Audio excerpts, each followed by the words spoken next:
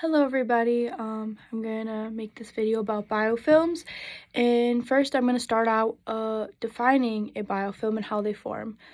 A biofilm is defined as a community of bacteria enclosed in a self-produced matrix that adheres to a biotic or abiotic surface. Biofilm formation is a process where microorganisms irreversibly attach to and grow on the surface and produce extracellular polymers that facilitate attachment and matrix formation. By doing this, there is an alteration in the phenotype of the organisms with respect to growth rate and gene transcription. Biofilms have a great significance for public health.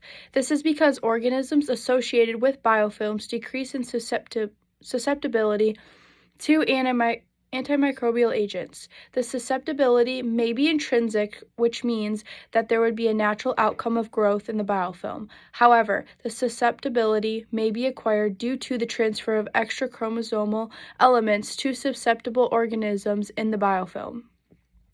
The susceptibility of biofilms to microbial agents cannot be determined by means of standard microdilution testing, since the testing is not specific for the organism with the biofilm. Instead, susceptibility must be determined directly against biofilm-associated organisms, preferably under conditions that simulate conditions. Many bloodstream infections and UTIs, or urinary tract infections, are associated with indwelling medical devices, and this makes them associated with biofilm. Common sense for treating an infection, such as the ones related to like a UTI or a bloodstream infection, would be to remove the medical device, such as a Foley catheter or an IV.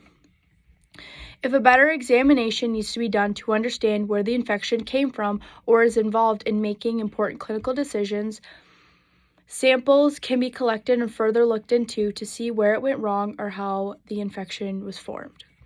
When infection with biofilm occurs, microbes attach to living and non-living surfaces, such as an indwelling catheter or a prosthetic, and the biofilm will begin to form on these medical devices.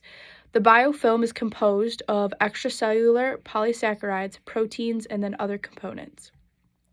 In the hosts, biofilm formation may trigger drug resistance and inflammation, resulting in persistent infections, and this is one of the reasons why it's hard to treat these infections.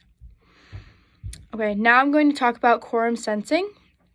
Quorum sensing regulates gene involvement in biofilm development. Quorum sensing promotes biofilm dispersion. It upregulates the synthesis of surfactant molecules. If there is a level or a threshold that the quorum sensing is trying to reach due to population density, then it has the ability to switch to the biofilm lifestyle. The development of biofilms and quorum sensing are both interconnected processes. Biofilm formation is a group behavior of bacterial populations, and quorum sensing is a cell-to-cell communication mechanism that synchronizes gene expression in response to the density, as I just mentioned.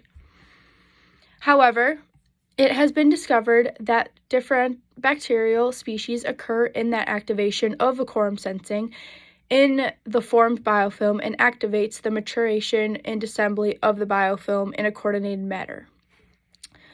Okay, lastly, I'm going to talk about biofilm prevention and why it's super hard to get rid of it or how to prevent it. The commonly used chemical methods to modify surfaces include substances that have antibiotics, biocides, and ion coatings. Applying antibacterial agents through surface engineering can effectively stop the growth of the microorganism or prevent biofilms from forming further. I've personally known many cases where someone will come into a hospital, they get a Foley catheter, and a UTI forms because the catheter is not being cleaned at all or not being cleaned the way it should. So a UTI occurs and they actually are stuck in the hospital longer than they should be. Or same thing with an IV and an infection in the bloodstream. These are more common than I really ever thought there were. It is extremely difficult to get rid of these infections due to biofilms being super resistant to antibiotics. There are also many instances where biofilms can be responsible for chronic diseases such as osteomyelitis, pneumonia, cystic fibrosis, diabetic foot ulcers, and many more that are not treated properly or if they're not treated fast enough. Also, those with these chronic conditions have super weak immune systems, making it harder for their body to fight off than a normal, healthy individual. That is all I have for my video. Thank you for listening if you made it this far, and I look forward to watching your video soon.